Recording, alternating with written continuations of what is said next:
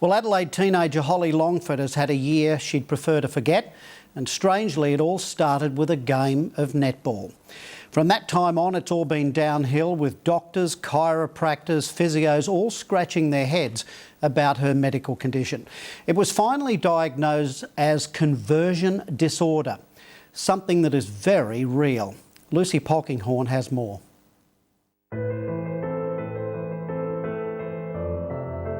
Completely lost full ability to walk. I rely on everyone to help me get food, get change, help drown myself out of the shower because I can't do it. Very frightening. You just see your child go from a perfectly active teenager to not being able to walk, not being able to talk. It's very hard, I think, for people to understand, for laymen, for anyone to really understand how it can be that patients can present with such significant, overwhelming symptoms when there's no physical cause. Incredibly, doctors say there shouldn't be anything wrong with Adelaide teenager Holly Longford. I was spasming out of control and I couldn't stand or walk. But as I got in for longer, I started to lose my speech. 16-year-old Holly has been living a nightmare existence for over a year. It was really frightening having all these tests done and each test coming back negative for everything. What did you think was happening to you? I just thought something's really wrong with me, but what it is, I don't know what it is. And is it like, could it kill me? Up until then, she was like any other school-going teen. Going out with friends to parties, I played netball, touch footy and I danced. But her world was turned upside down 14 months ago after a collision while playing netball. And I came off the court crying because my back was in so much pain. And then the days progressed, I just got worse. She saw chiropractors, physios and doctors, but no one could help.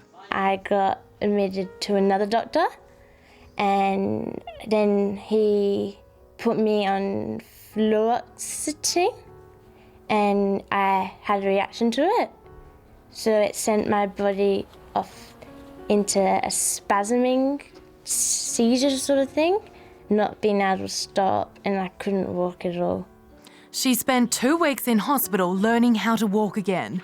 And despite countless tests and scans, doctors couldn't find anything physically wrong.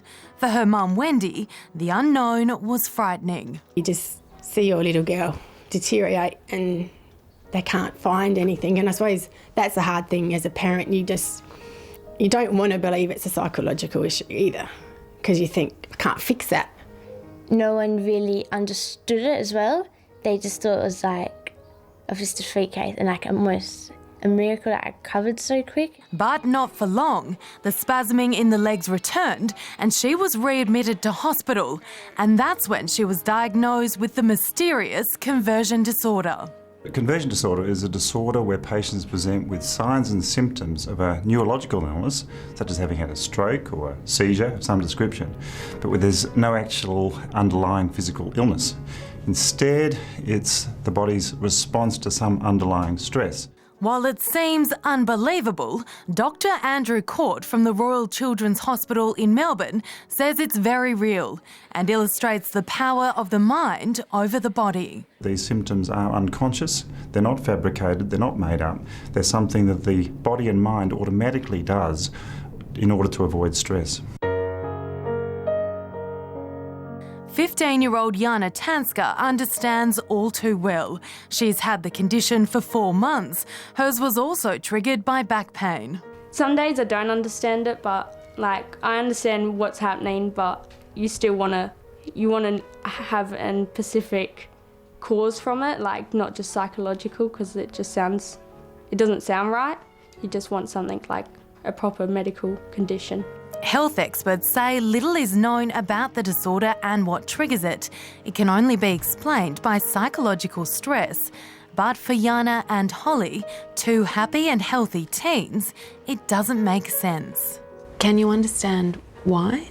It's your body's way of just saying it can't cope with stuff going on with your life, and it just needs to rebuild itself all over again, and that's really hard to accept. I have no idea what it could have set it off. Because at that time I was normal, I was happy, I was going out every weekend, going to parties and seeing friends. While the symptoms aren't permanent, there's no quick or known cure, and there's always a chance it could return.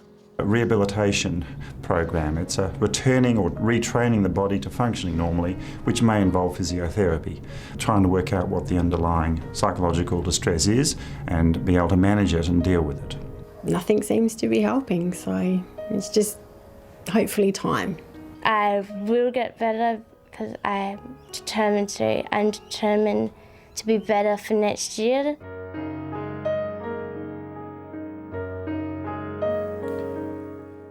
And both girls want to return to school this year, and we do wish them luck.